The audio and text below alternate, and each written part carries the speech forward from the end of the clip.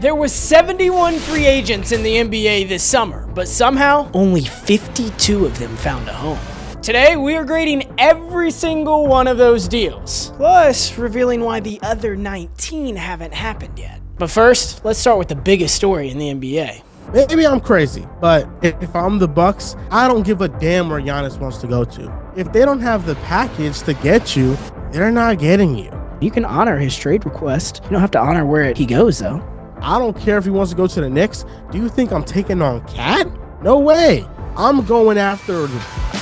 Let's get it. Welcome back to another edition of the Hampton Show. Joel, how are we feeling today? I'm feeling great. I feel like a ton of teams made awesome free agency moves, including my New York Knicks getting Jordan Clarkson and Yabusele. But my goodness, I can't wait to get into NBA free agency talk and grade some of these moves. Can't wait to talk all about it. Today, we're grading every single one of those NBA free agency moves. But first, let's start with the biggest story in the NBA. We finally got a timetable on Giannis Antetokounmpo. Shams says we'll get a decision in August or September. Funny enough, Giannis did tell Chris Haynes he was not happy when he found out that the Bucks were cutting Damian Lillard.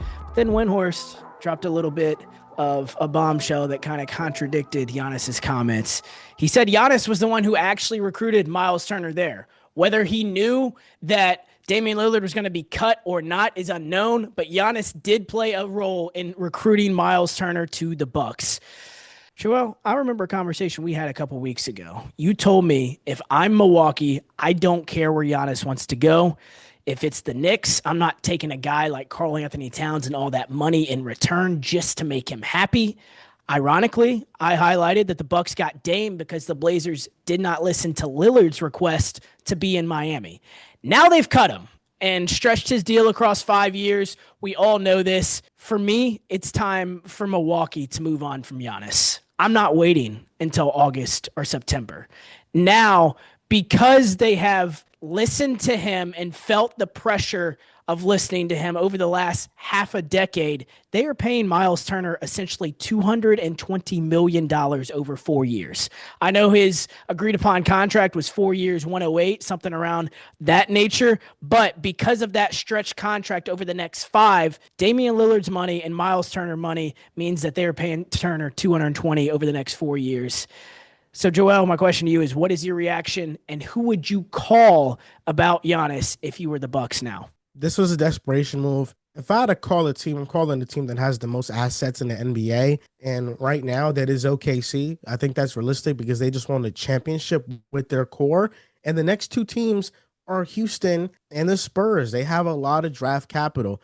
I think the Bucks delayed the inevitable. Myles Turner is a good player. It was a good signing. But when you take into account that they essentially were a team in debt and then maxed out their credit cards even more by bringing on Myles Turner, there's still no room to improve this roster further than this point. They don't have any intriguing assets. And Giannis is going to find out pretty soon that this roster still cannot compete. I think on the bright side is that if the Bucks did want to maximize their assets, Giannis is going to get you a treasure chest, of course. But also Myles Turner is pretty valuable. And I think his skill set and archetype around the league is sought after. So if they move on from Giannis, they probably are moving on from Myles Turner as well.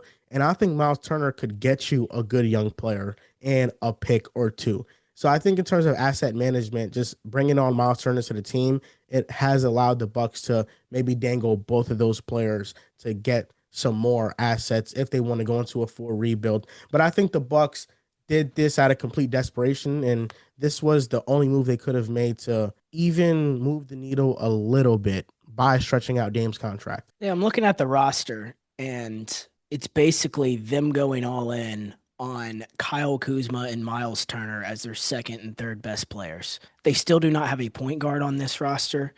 In fact, they have called the Memphis Grizzlies about Scottie Pippen, who right now is a second or third string on a mediocre Memphis team. They have called about Scottie Pippen for him to start on this current roster. Obviously, the Grizzlies rebuffed it, but that's how desperate this team is now.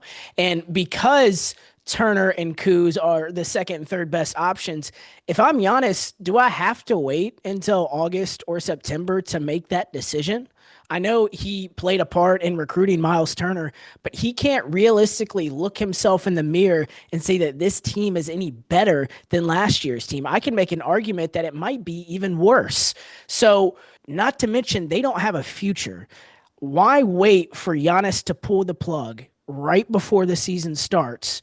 And the Bucks need to pull the plug right now. I know that John Horst, he has had a history of doing risky all-in moves. He continues to operate that way.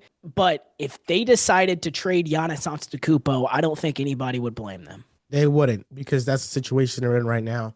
But I think they're going to drag this as long as possible. I don't think the Bucks are going to move off of Giannis anytime soon until he comes to the table and demands that trade. I think you're right. On the Damian Lillard front, he's heading back to Portland for rehab, and the twist is that the Blazers have called him about a possible reunion, as well as multiple other teams. Miami's back in the mix, his original destination that he wanted to go to back in 2023. The big-name teams are also in the mix. Joel, what do you see Dame landing when all this shakes out? I like the Rockets or the Timberwolves. I think one of those two teams, a team that needs a point guard, another dynamic scorer on it. But I find myself questioning who Damian Lillard could even help, because he's coming off a ruptured Achilles. And he's going to be 25% of the player that he was before. He didn't play defense before. He was a bad defender before. He's going to be even worse off the injury. And is he going to be back to his all-star self? No, probably not. He's not going to be that. Is he going to be good enough to help a team and move the needle a little bit? Sure, I guess. But this is a serious career-ending injury, and he injured his left leg, his left Achilles. That's your plant leg. That's what you use to generate all that power when you're driving to the basket. So, I think Dame is still a huge risk for any team that wants to take a chance on him. The intriguing part of it is that you are going to get Dame for nothing. You're going to give him the minimum or the mid-level exception, and he's going to join your team. So it's not a huge risk. But then again, it's I think we have to temper our expectations for what we should expect when Dame comes back. You just sat here with a straight face and said who he could help. Boston Celtics next year are a team that could flank old Damian Lillard coming off a torn Achilles with a Jaylen Brown, a Jason Tatum, and a Derek White defensively.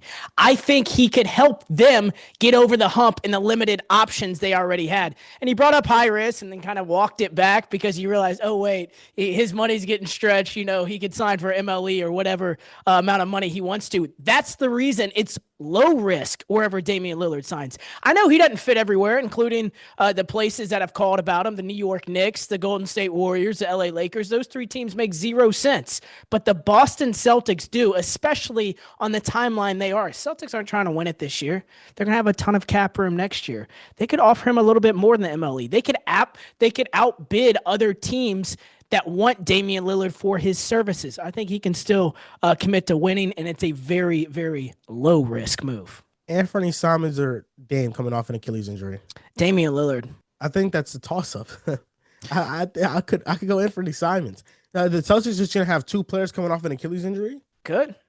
This is a new day. Do you not remember Kevin Durant? Everybody wrote him off in 2019 in his mid to late 30s, and he's still out here hooping. Actually, he's 33. Rare. Yeah. Okay. He is rare. Damian Lillard's rare too. He's one of the clutchest players to ever play this game. Not as rare as Kevin Durant. We're talking about a top 75 player of all time.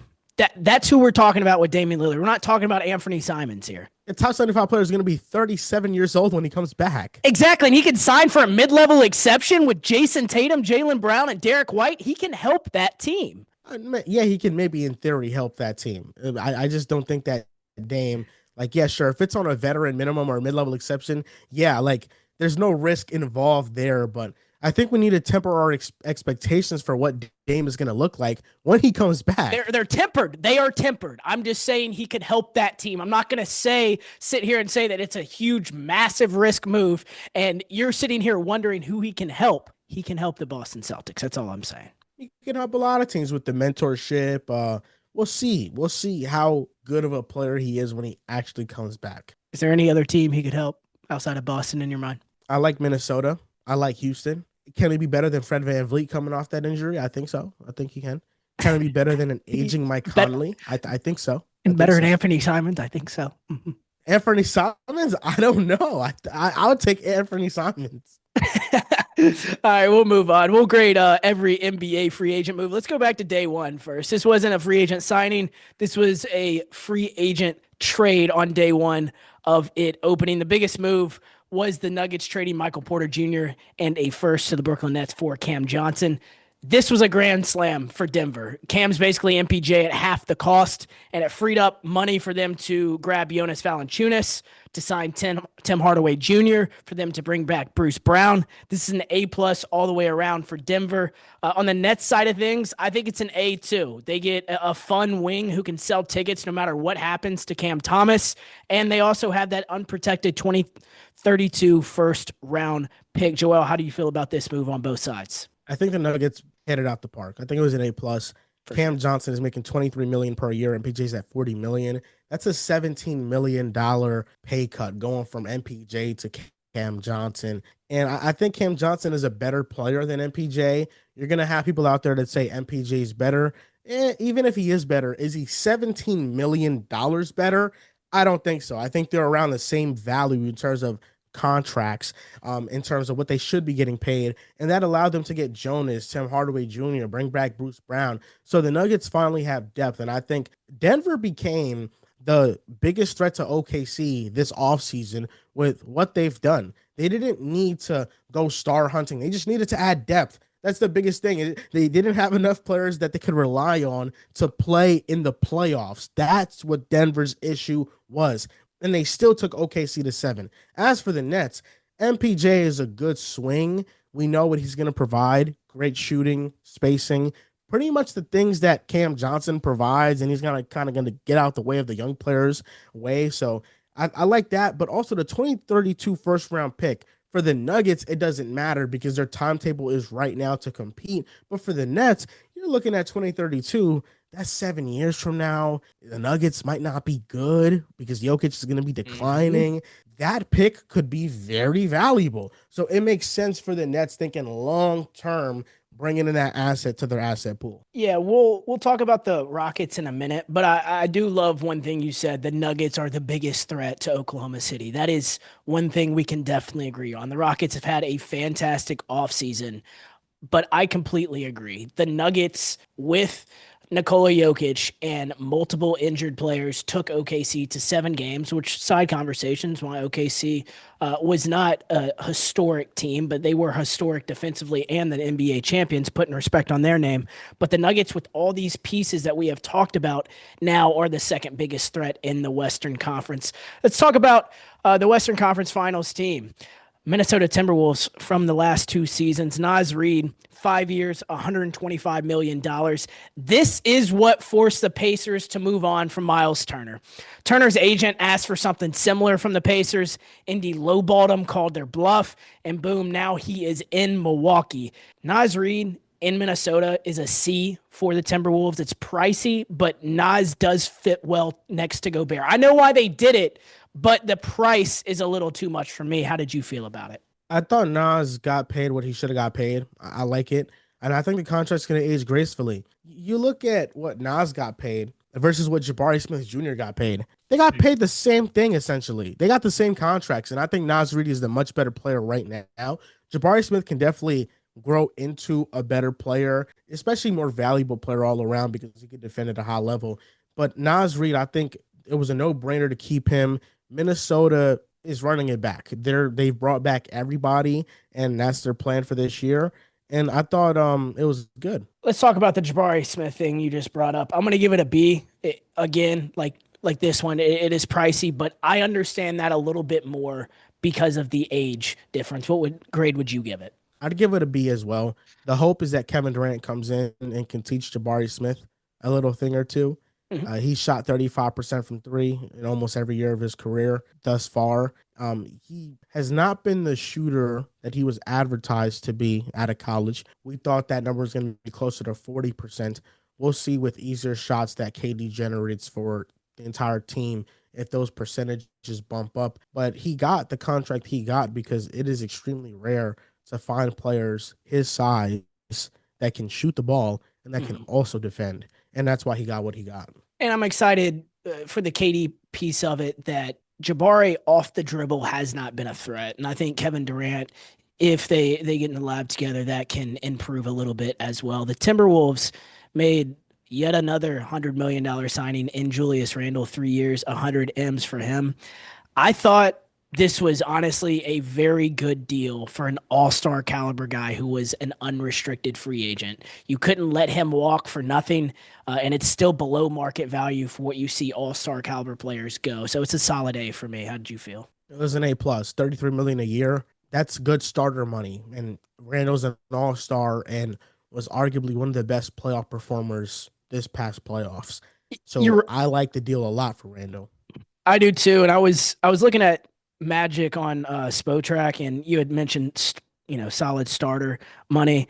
And let me go ahead and double check this here, but I believe Jalen Suggs is making $35 million next year. Yes, Jalen Suggs did last year sign a 5-year $150 extension, so that would be an average annual of 30, but next year he's making 35. So next year Julius Randle is going to be making less than Jalen Suggs, which I think is a win and why I have it as an A. Let's talk about one of the bigger topics. LeBron James picked up his $53 million player option. This man has never picked up a player option in his 23-year career until now. Brian Windhorst says the Lakers see him virtually as an expiring contract. Rich Paul says that Bron is focused on winning a title this year and wanting a championship caliber roster this year. Joel, my question to you is, do you think LeBron finishes this season in Los Angeles? I do. And I think they have a championship caliber roster because they brought in DeAndre Ayton.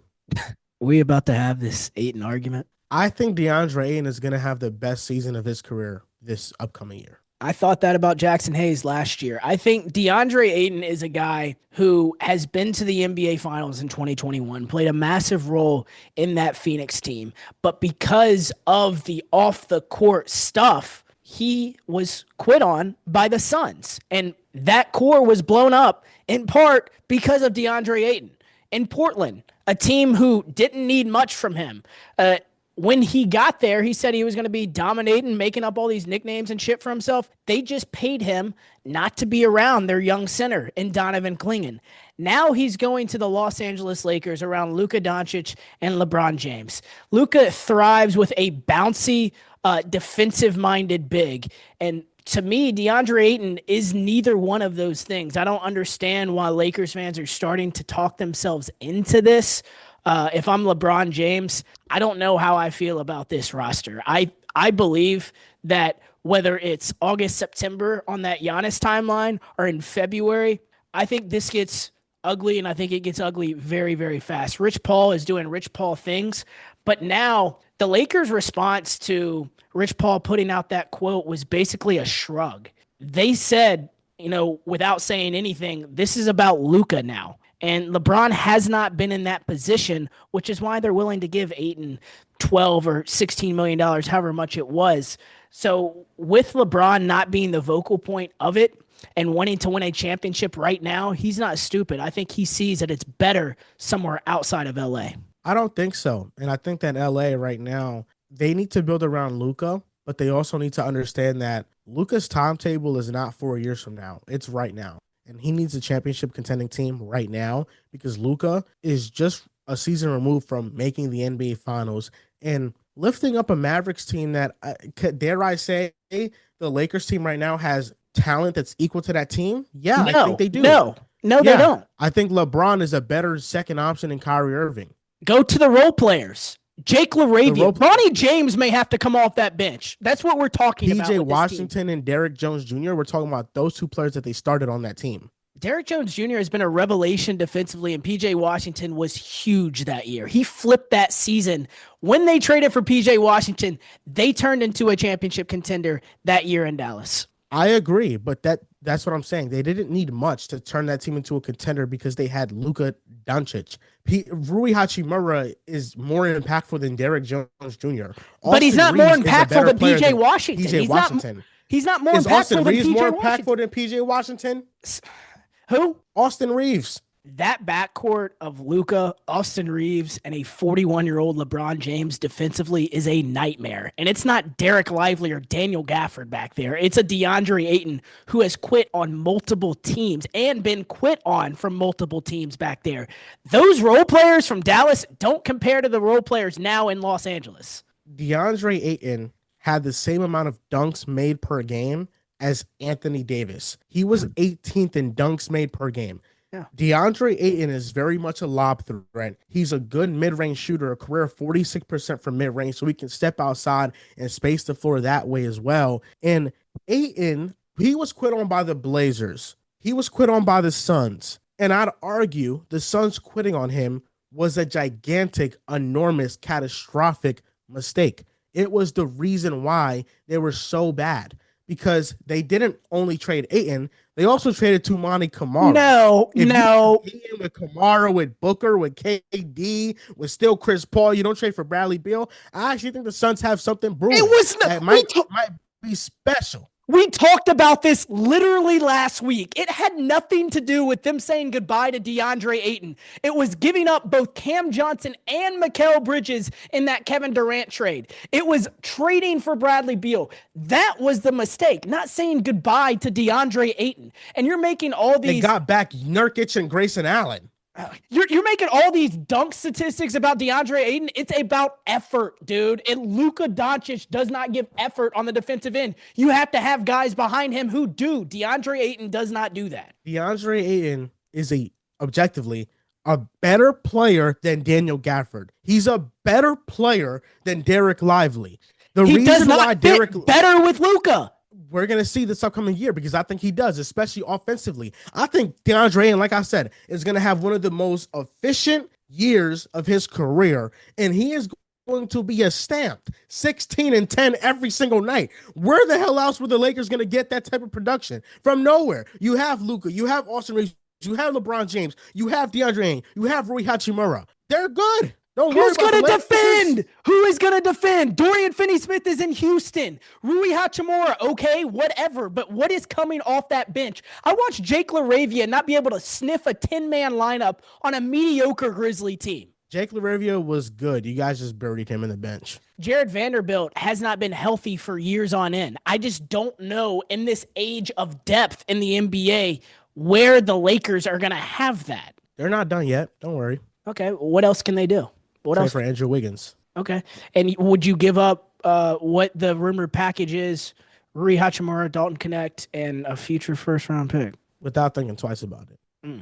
So the Lakers, their response to LeBron, this is about Luka basically. They're now willing to give up a first-round pick for Andrew Wiggins and no really depth pieces. Let me ask you something. When you take into account what any team has to trade for LeBron James, the teams that are in the second apron currently, what team could LeBron get traded to that gives him a better chance to win than with the Lakers? Your New York Knicks. Karl Anthony Towns. What would the Knicks trade? Karl Anthony Towns straight up for LeBron James. Why the hell would the Lakers do that? You're talking about the DeAndre Ayton fit. Why would Cat fit with them? He is their center of the future. He is an all-star caliber center who would be under contract for them. You can flank them with pieces. Contract. I just watched Jalen Brunson and Karl Anthony Towns go to the conference finals. Those two guys can't defend either. If Jalen Brunson can do it with Cat, I think Luka can do it with Cat too. And why can't Luka do it with LeBron James? It's overlap, bro. They do the same shit. They both like to be on the ball. They're both at their best on the ball. Defensively with Austin Reeves, it makes zero sense unless they had PJ Washington, unless they had Derek Lively. It makes zero and Daniel sense Gafford. For Austin Reeves, but you want to bring in Cat? I just think, I'm not saying, you said I think LeBron James would have a better shot at winning a title in New York than he would in LA. I'm not talking about the Lakers side of things. You asked me, where would LeBron have a better shot at winning a title? It would be with the New York Knicks. Okay, under the assumption that the Knicks get to keep all of their great wing defenders, sure. They still wouldn't have a center unless Mitchell Robinson's going to play that position and he's going to be healthy for the duration of the season. But I think Cat for LeBron straight up is blasphemous. That would never happen. I think that the Knicks would have to give up OG and Mikal Bridges to go get LeBron James. 100%. Who would have a longer meeting about it? Do you think that Brunson, LeBron, and Cat with no OG and no Mikal could win a championship? Repeat it. Brunson, LeBron, and Cat with no Mikal and no OG could win a championship. Brunson, Mikal, and Cat with no OG. No, I don't. If the Knicks got an OG and Mikal package for LeBron James, I'd jump and take that if I was the Lakers. And this is speaking as a Knicks fan. I'd jump and take that because now you have two defensive players around Luka Doncic and DeAndre Ayton. Yeah, but there's no way going to the ship. The Knicks, the reason that they would want to do it is to get off all of that Karl Anthony Towns money. But nobody wants Cat. Lakers. If it would be a call. It would be a call for me. If the Suns weren't willing to trade KD for Cat straight up, why would the Lakers trade LeBron for Cat? LeBron's an expiring contract. They could get a center of the future under contract for the next several years. That's why they could do it. I'm not saying I would do it. I wouldn't do it if I'm LA, but I'm saying it's at least a meeting and we're talking about it. I think that LeBron's best chance to win is with Luka Doncic on the Lakers. That's why when you consider everything that any other team would have to trade to get him, I think it's with the Lakers. And I think people are sleeping on the Lakers. Like, I know that they were disappointing in the playoffs, but this was the 3rd seed in the Western Conference. And they got Luka in the middle of the season, and they still went on a winning streak and went on a run. And they were the 3rd seed. Like, they were one of the best teams in the Western Conference that at one point everybody was mocking to make it to the conference finals. I don't think that all just goes away. Joel, between the 3rd here's seed my hot take. Okay, go ahead and get it off. There was once upon a time the Lakers got a gift from the heavens. Kobe Bryant was on the verge of requesting a trade. He was frustrated with the situation, and the Grizzlies gifted the Lakers Pau Gasol. For his brother. DeAndre Ayton is going to be to the Lakers paired up with Luka Doncic what Pau Gasol was to Kobe Bryant. We're in fantasy land today. By the way, the Lakers 3rd seed thing, because I get so infuriated when people talk about the Grizzlies in this way. Lakers being the 3rd seed in the Western Conference. The 3rd seed and the 8th seed last year in that conference was separated by 2 games. So when the Grizzlies made the Desmond Bane trade, everybody nationally was blow it up. They're going to blow it up. They're going to blow it up. That team was 2 games away from the 3 seed. Inversely, the Lakers were 2 games out of the 8th seed. It's that close in the West. It's not like they were fighting with OKC for the number 1 seed. They were not even close to that. In fact, there were double-digit games behind them in the standings. This team was not close then, and now you can make an argument without Dorian Finney-Smith, they might be worse. You replace Finney-Smith with LaRavia and Ayton. They're better now. Who is DFS? Who do you think DFS is? DFS is a perfect fit next to LeBron, Austin Reeves, and Luka Doncic. They don't have defenders. I couldn't realize it. You know, they lost in the first round. What a perfect fit that was. They needed a center, bro. If they had DeAndre, and now they have one. Exactly. If they added him with Dorian Finney-Smith, I'd feel a little bit better, not Jake LaRavia. Oh, you are sleeping on Jake LaRavia. Is this what Grizzlies fans do? Just underrate the players that leave? I am snoring. No, I'm not. We're not underrating the players that leave. Jake LaRavia is going to be really good with the Lakers. We'll see. I mean, they're going to have to make a decision. There is a whole lot of white cream on that team, and there's a bunch of culture kings, and they need to figure it out, whether it's Austin Reeves, Dalton Connect, or Jake LaRavia. We'll see who it is. Speaking of the Lakers, I've mentioned DFS multiple times. 4 years, $53 million from the Houston Rockets. Obviously, another A. Houston's depth is ridiculous. These lineups are going to be absolutely insane. The fact that they got him, in my opinion, was legitimately unfair, and I'm very, very excited for what the Rockets can be. I think the Rockets are going to be amazing with KD, Clint Capella, and Dorian Finney-Smith. I think that they got much better from last year. Expectations change now. I think that's the number one thing that people have to realize. Last year, the Rockets were a feel-good story, a team that came out of nowhere, a young, up-and-coming team that took the Warriors to 7 games. This year is different. They added Kevin Durant. They added Finney-Smith. They added Clint Capella. They added veterans. The expectation is making a deep playoff run, making a conference finals, maybe dethroning the OKC Thunder and making the NBA finals. Kevin Durant is on the best team he's been on since Golden State. It has the best defensive infrastructure structure since Golden State. I count the Nets in that a little bit because they had Harden, Kyrie, and KD, but that was only for 13 games. KD's best chance to win is with the Houston Rockets right now. And how far he can lead them is going to say a lot about how we end up talking about him when his career is over, if it's in a positive or more of a negative light in terms of how far he can will a team as the main guy. And Houston gives him that opportunity. But I still struggle to see this team making the NBA Finals because I don't know if there's enough offense on this team right now. That's my concern. I think Amin Thompson has to take a leap, and so does Şengün. And if they do take leaps, I can see it. But as of right now, I'm kind of already playing the videos in my head of how the offense is going to look, very isolation-centric. Kevin Durant taking contested mid-range jump shots, really not getting to the basket. The defenders sagging off of Şengün and Amin Thompson because they can't really shoot the basketball and collapsing on KD. And Kevin Durant is turnover prone, and he's really not the best passer. So I think that weakness in the playoffs can get exposed, and that's what I worry about. From the offensive side of things, I think Cam Whitmore is going to have to take a leap off the bench. That will be a must. The good thing is they will have flexibility at the deadline to read and react to whatever comes in the first half of next season. Kevin Durant legacy thing, I feel like we're on the ESPN side of this, which honestly is a fair question to ask. Is he ready to be back in the spotlight as a number one option on a championship aspiring team?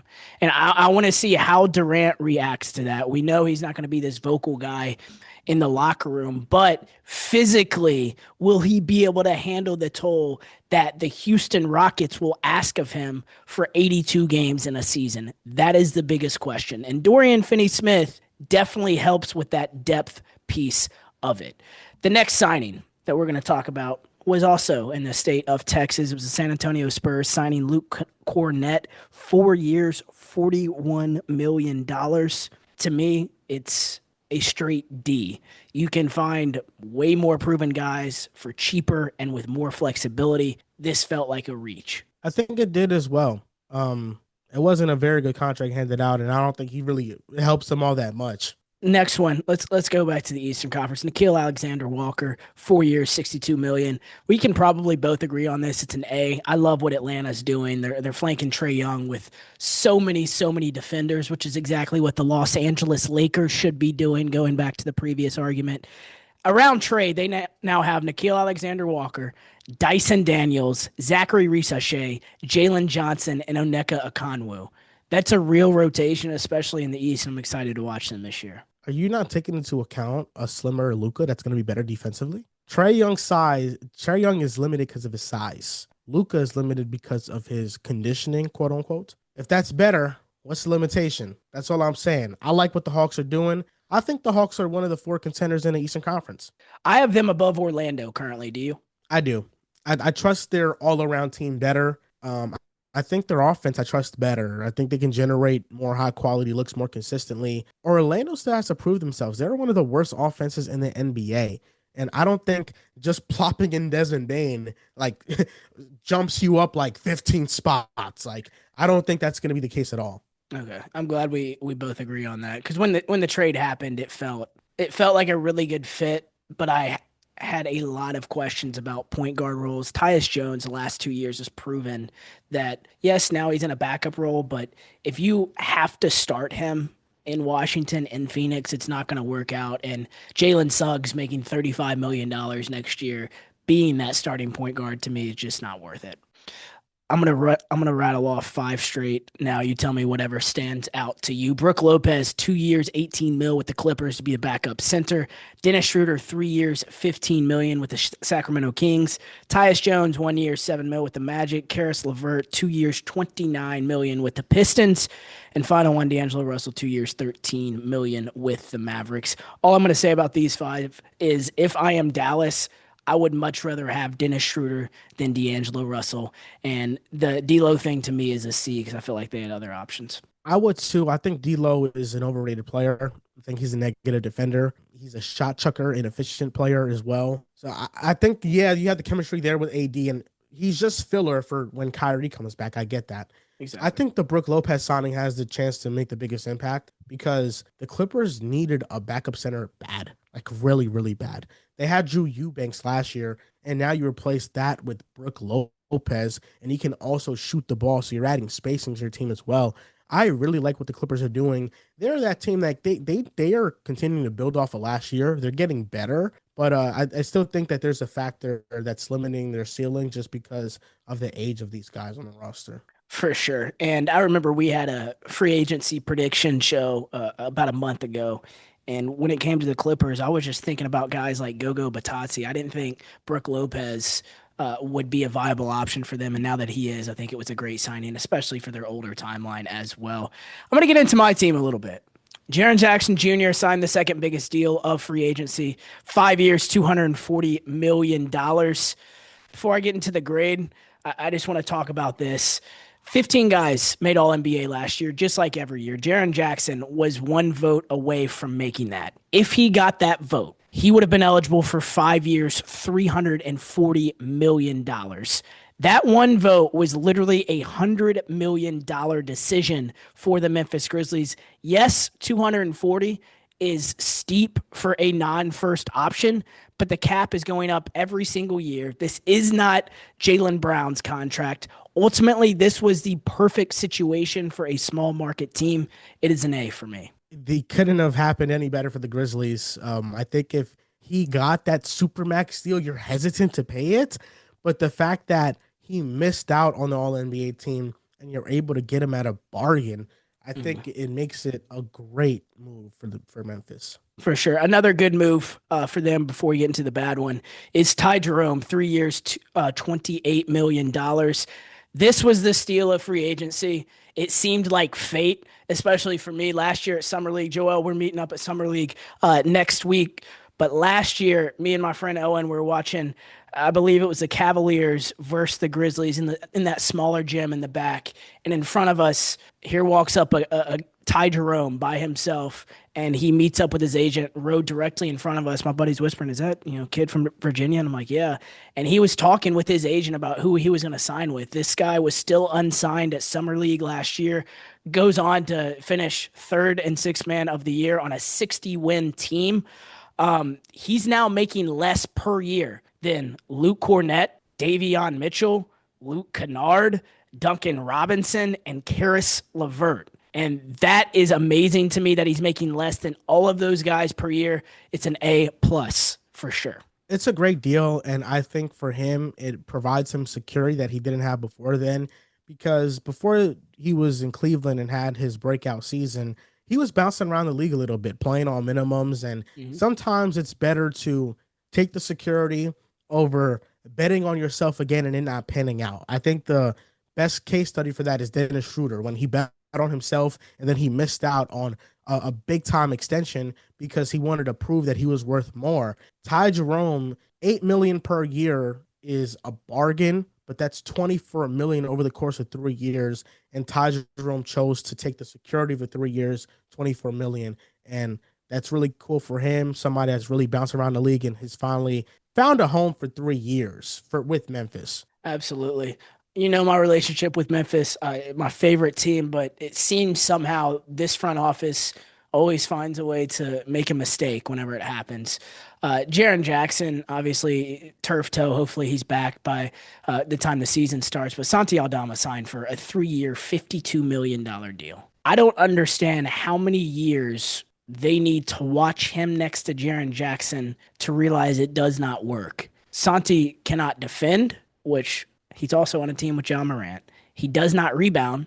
Like I said, he's on a team with Jaren. And this felt like politics. GM Zach Kleiman was trying to keep one of his late round hits on the books. I just hope it's to attach in a future trade to make money match. You can attach some type of first rounder to make money match for whoever you want.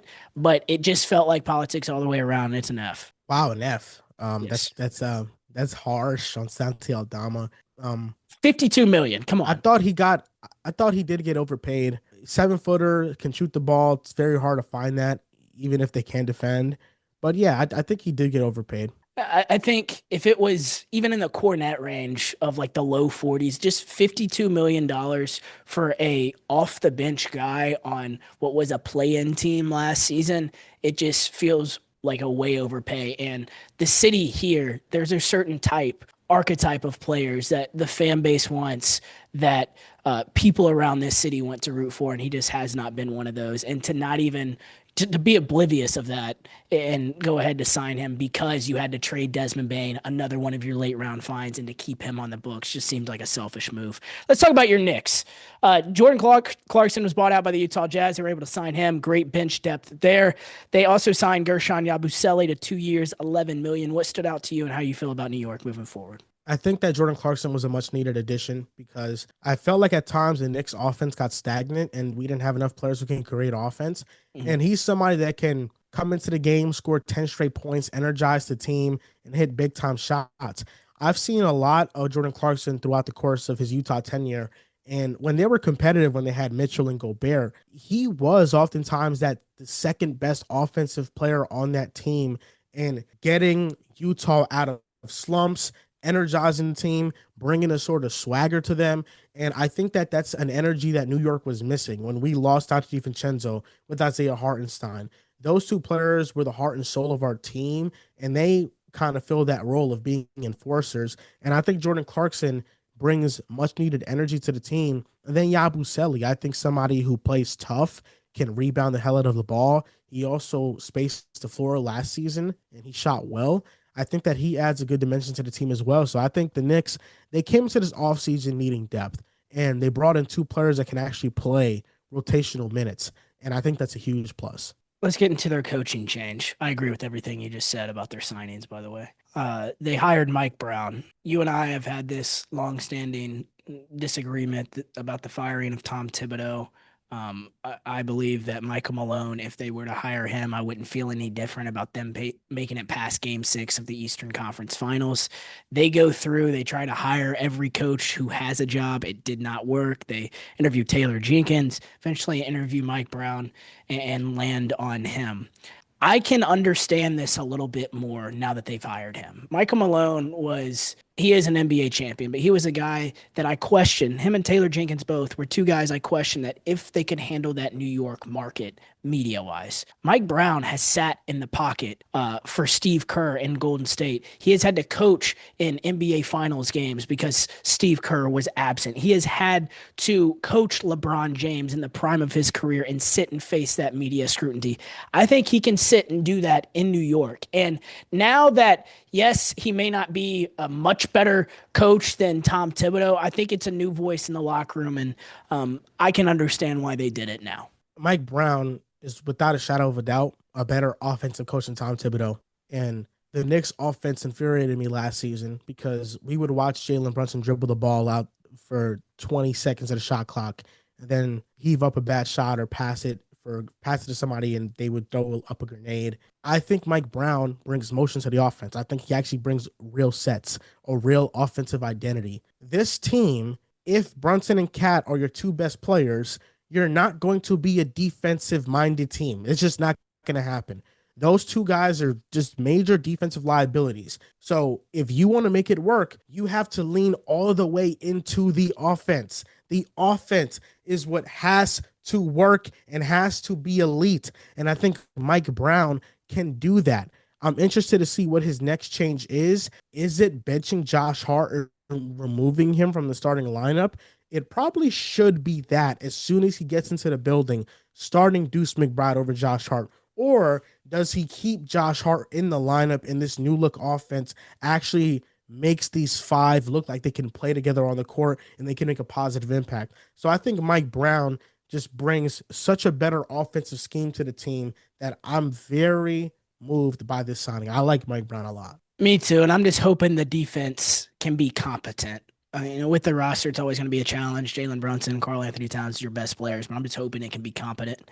I will be cheering for them from afar, as always, because of you. I do want to go back to my Grizzlies one final time. Obviously, I was rough on the front office at the end, but I do want to give credit where credit is due. From that Desmond Bane trade alone, they have now received Kentavious Caldwell-Pope, Cedric Coward, Ty Jerome, the ability to re-sign both Jaren Jackson and Santi Aldama, Phoenix's 2026 first-round pick, which likely could be in the top 5 or top 3, and another future first round pick. I think that is a win for the front office, even though the Santi Aldama thing was a mistake. I do like what I've seen from the offseason. Dynasty on the way. Sarcasm, huh? Let's go. AJ DeBanza, Cameron Boozer. Let's get popping. Let's go. I really hope so. I really hope so. Final thing, unless we missed some free agent signing you want to talk about, Joel, but I wanted to ask what you're looking forward to most out of Summer League, both on the court and off the court. I'm looking forward to watching these young players play, seeing who sticks out. I'm very interested to see how Maluwatch looks in person, how big and lengthy he looks. Yep. I want to watch the Suns play. And then off the court, just meeting new people, building those connections up, and hopefully meet some NBA players. Absolutely. That's what I love about Summer League. It feels so much less corporate than All-Star Weekend. You can get on the elevator and Gershon Yabusele is like on the elevator with you, or Ty Jerome sitting on the row in front of you, which happened last year. Super excited for that aspect of it. Cooper Flag, obviously in person, is going to be very, very startling, and I'm super excited to see that. I know that, Bronny James is a name that people just talk about because of who his dad is, but this is a kid who did score 39 points in a G League game. This is a guy who scored 17 points in an NBA game against Giannis Antetokounmpo and the Milwaukee Bucks. This is a kid I'm cheering for because of all the pressure that he's had to deal with. Michael Jordan's son never had to deal with this because he went to UCF and did not make it to the NBA. Now he is on TMZ doing drugs. I am happy for Bronny, and I hope that he is able to show out on a big stage against Cooper Flag, and I'm cheering for him. As far as off the court stuff, I think meeting you and a ton of other guys is going to be like meeting your Xbox friends in person. Like, we've had so many conversations, but I've never met in person, so super excited for that. A ton of my friends from all over the country are coming over, and we're getting a room together and all that other stuff. By the way, pause on that, but you know what I mean. Super excited about that and the bonding that goes with that. But all around, Summer League's going to be a very, very, very fun experience. I'm looking forward to it, brother. I'm looking forward to it as well. You got anything else free agency wise? Did we miss anything? I think we covered everything. All right. That is grading every single NBA free agent signing. Y'all be sure to tune in next week. We'll be right back here. Joel, thanks for the time today, bro.